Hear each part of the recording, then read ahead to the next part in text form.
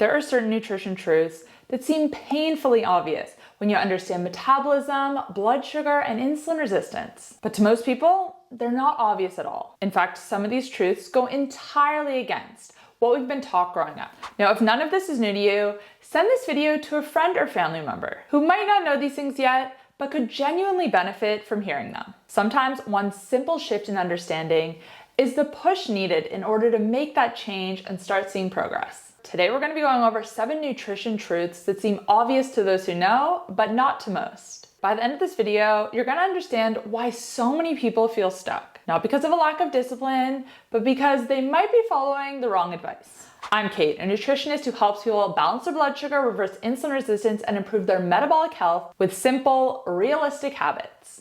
And if you've watched my recent videos on signs you have low iodine and how to build a high protein plate, you know this is my mission. Clearing up nutrition confusion one myth at a time. Yeah, because getting healthy doesn't have to be complicated. So let's get into the 7 things that truly change everything once you understand them. This one hurts feelings. A lot of people take this very personally. People love their oatmeal. It feels like a responsible breakfast choice. But here's what most people don't realize. Oatmeal is basically a bowl of fast digesting carbs that sends your blood sugar straight up. Oatmeal is marketed as a high fiber, slow release food, but the reality is very different. A lot of people are eating things like instant or quick oats, which digest very quickly. But even steel cut oats can still raise blood sugar sharply, unless you add a meaningful amount of protein and healthy fat. And I'm not talking about just sprinkling some chia seeds on top or a spoonful of nut butter. Yes, that can help a little bit, but what you really need to do is add 30 to 50 grams of protein. And let me tell you, people are not doing that. Most people pair oatmeal with fruit, brown sugar, honey, or maple syrup. That is a carbohydrate and sugar bomb. Your insulin shoots up, your blood sugar comes down fast, and by 10:30 in the morning, you're starving again. Now, there is one little caveat here because I'm not gonna say oatmeal is bad for everyone in every situation. For the vast majority of people, yes. Most people nowadays have some level of insulin resistance, they're metabolically unhealthy, and that means their body cannot process carbohydrates efficiently. Not to mention, they're not active enough to even need the energy from carbs. But if you're a high intensity athlete who trains hard, has good metabolic health, and has good insulin sensitivity, oatmeal can be a good option. These people are using glucose at a high rate. They have large glycogen storage capacity. They will tolerate oats much better than the average person. But for the majority of people who are trying to lose weight, balance their blood sugar, reverse insulin resistance, type 2 diabetes, prediabetes, oatmeal is not your friend. Once you understand how blood sugar works, this one becomes obvious. But to most people, oatmeal is seen as a healthy breakfast. Now, a lot of people, again, don't want to hear this. They don't want to believe it. And I'll give it to them. Fruit juice has incredible marketing. We associate fruit with health, so we assume juice is healthy too. But the moment you remove the fiber from the fruit, you are left with sugar water. You've removed the part that slows down absorption and reduces blood sugar spikes. You now have nothing to buffer the insulin response. Your blood sugar gets hit quickly with a big dose of fructose and glucose. A glass of orange juice has just as much sugar as a can of Coke. Apple juice, even more. And I'm not talking about juice with added sugar, that's obviously even worse. We're talking about juice that is 100% fruit. And here's an even scarier truth that most people don't realize. Fructose, which is one of the types of sugar found in juice, does not raise blood sugar directly, but it goes straight to the liver. If your liver is already dealing with stored fat, insulin resistance, or inflammation, the fructose gets turned into more liver fat.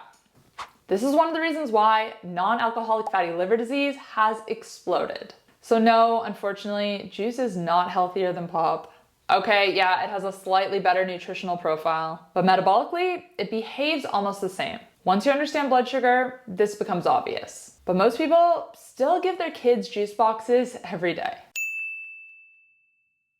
Most of us grew up being told that butter was bad. Saturated fat was the enemy. Margarine was the healthy alternative. But margarine is made from highly processed seed oils that go through chemical extraction and hydrogenation.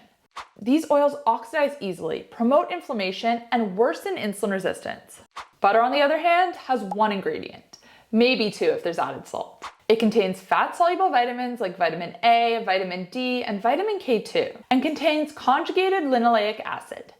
These are nutrients that your body can actually use and that it needs. The difference becomes obvious when you realize the metabolic impact that seed oils have on your body. Butter, on the other hand, supports energy and healthy hormone production. Margarine does not. Yet, a lot of people still reach for margarine because they think it's heart healthy. When you understand your metabolism and how it works and the nutrients it needs, this one becomes obvious. Butter wins, easily. This one is huge. Snacking is glorified in modern diet culture. Protein bars, low-calorie snacks, energy balls, yogurt cups, fruit cups. Snacking has become normal.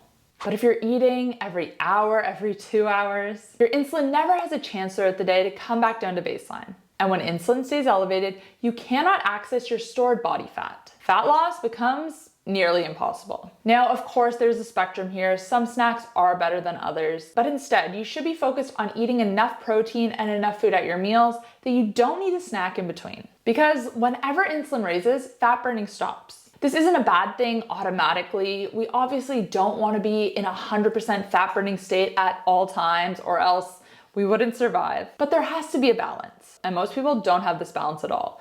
Their body is so reliant on glucose, on quick energy, and their body doesn't know how to burn fat. And this isn't about calories. This is about hormonal timing. The people who lose weight the easiest are the people who eat satisfying meals and go 4 to 5 hours between them. No snacking, no grazing. Their hunger regulates naturally. Their blood sugar stays stable. Their body finally has a chance to tap into their stored fat. Once you understand insulin and how it works, this one's obvious. But most people still believe the lie that snacking and eating frequently boosts your metabolism. It actually does the opposite. Okay, this is another one that gets people very emotional, but it's the truth. Animal protein is more bioavailable, more complete, and more effective for metabolic health than plant protein. Your body uses animal protein more efficiently. It contains all essential amino acids in the right ratios. It supports thyroid health, muscle building, hormone production, blood sugar balance, and appetite regulation. Lentils, beans, quinoa, yeah, they do contain a little bit of protein, but you have to eat a large portion in order to get enough. And that means with that protein, you're taking in a lot of carbs and a lot of calories. And even then, the amino acid profile isn't ideal. So if you choose to eat a plant-based diet for reasons other than nutrition, that is totally up to you. But if we're looking at the facts, if we're looking up what is healthier, what's going to support your metabolism, animal protein is the clear winner, especially for women, especially for insulin resistance, and especially for preserving muscle during weight loss. So if this is news to you, if you've been focusing on plant protein and not seeing results, then you might want to check out ButcherCrowd. If you want to make quality animal protein a bigger part of your diet, ButcherCrowd makes it incredibly easy. They deliver grass-fed beef and lamb, pasture-raised chicken and pork, and wild-caught seafood straight to your door. Everything is ethically sourced, sustainably raised, and packed with nutrients. One thing I love about ButcherCrowd is how high the quality is. The meat tastes delicious and fresh. You can customize your entire box and choose the cuts you actually want. And for anyone working on insulin resistance or building balanced plates, having great protein in your freezer makes everyday meals so much easier. They ship Australia-wide, so sorry to any of my friends who live in other countries. I feel so lucky to have ButcherCrowd as an option here in Australia. So if you want to try them out, head to healthcoachkait.com/butchercrowd and make sure to use code HCK15 because that's going to save you 15% off your first box. Now, I will say it is a subscription, but you can change, pause, or cancel it at any time. So give one box a try, see what you think. I can almost guarantee you're going to be happy with it. I've been using ButcherCrowd for probably over 5 years now. I absolutely love them. And they're always offering freebies in your first box. So give them a try and you're gonna get a little bonus. Most people still believe that weight loss is all about eating less and moving more. But cutting calories too hard slows down your metabolism. You might get short-term results, but you're not gonna be able to maintain them. And you're gonna feel pretty miserable during the process. When you cut calories too much, your thyroid output drops. Your cortisol rises, your hunger hormones increase, and your muscle decreases. Your body actually becomes more efficient at storing fat and less efficient at burning it. And this is why chronic dieters struggle over time. And this is why people get stuck in that toxic diet cycle of losing and gaining, of dieting, then relapsing. Low-calorie diets are not the solution to long-term results. Weight loss comes from controlling our hormones, mainly insulin, building muscle, and eating enough protein, not starving yourself. And to those who know, this is obvious, but most people are still stuck in this calorie trap. I know it might feel like everyone is trying to push supplements on you, and don't get me wrong, there are some really effective ones out there. Berberine, apple cider vinegar, these are two of my favorites. But honestly, a 10-minute walk after you eat a meal, this can be just as, if not more effective. Walking drives glucose into your muscles through a pathway that does not rely on insulin. This improves insulin sensitivity immediately, so your body is able to use the energy from your meal right away, which means less of a blood sugar spike and less insulin is needed. If you did nothing else but walk 10 minutes after lunch and 10 minutes after dinner, your blood sugar would improve, your cravings would reduce, your digestion would improve, and your energy would stabilize. It is so simple, it's free, and it's incredibly effective. Once you understand how glucose disposal works, this becomes incredibly obvious. But a lot of people are still searching for that magic pill. And those are the 7 things that seem obvious to those who know, but are still completely misunderstood by most.